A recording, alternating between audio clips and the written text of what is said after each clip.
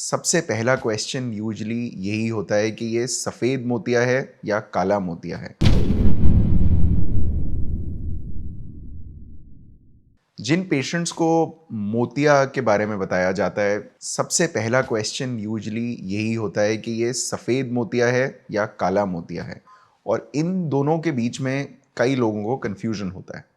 तो क्या है काला मोतिया और क्या है सफ़ेद मोतिया, क्या है इनके डिफरेंसेस और क्या है सिमिलैरिटीज़, ये हम डिस्कस करेंगे। तो पहले सफ़ेद मोतिया।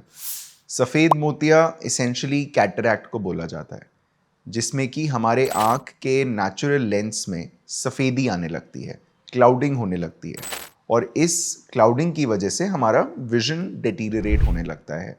जैसे ही कैटरैक्ट शुरू होता है, धीरे धीरे हमारा विज़न ब्लर होना शुरू हो जाता है और ग्रेजुअली जैसे कैटरैक्ट बढ़ता जाता है या सफ़ेद मोतिया बढ़ता जाता है, हमारा विज़न फर्दर कम होता जाता है।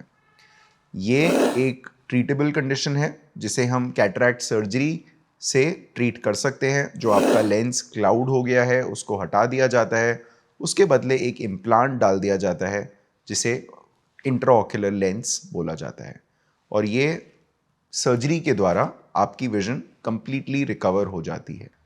ये हो गया सफ़ेद मोतिया या कैटरैक्ट।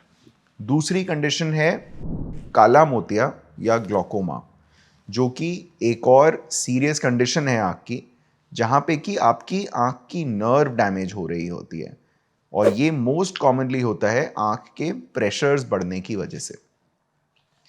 ये एक ज़्यादा प्रॉब्लमैटिक कंडीशन इसलिए होती है क्योंकि इसमें इनिशियल स्टेजेस में इंसान को खुद नहीं पता चलता कि उसे ग्लॉकोमा है, क्योंकि इनिशियल स्टेज में आपकी नज़र डिटीरियरेट नहीं हो रही होती, आपको पता नहीं चल पा रहा होता।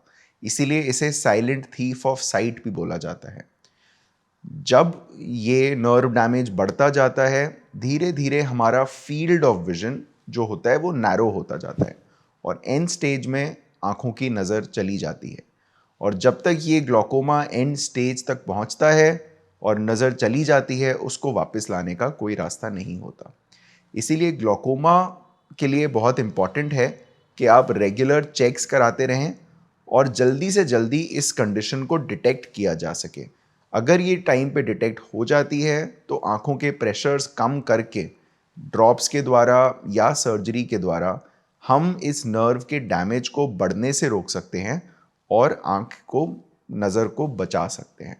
इसीलिए अगर आपको लगता है कि आपकी नज़र ठीक है, स्पेशली अगर आप 40 साल के ऊपर हैं, तब भी बहुत इम्पॉर्टेंट है कि आप रेगुलर साल में एक बार चेक ज़रूर कराएं, ताकि ग्लॉकोमा या और कोई ऐसी डेंजरस कंडीशन हो जो कि इंसान को खुद नहीं पता चल पाता, वो डिटेक्ट हो पाए और टाइम पे ट्रीट हो पाए, ताकि वो उस स्टेज पे ना पहुँचे जहाँ उसके लिए कुछ किया नहीं जा सकता।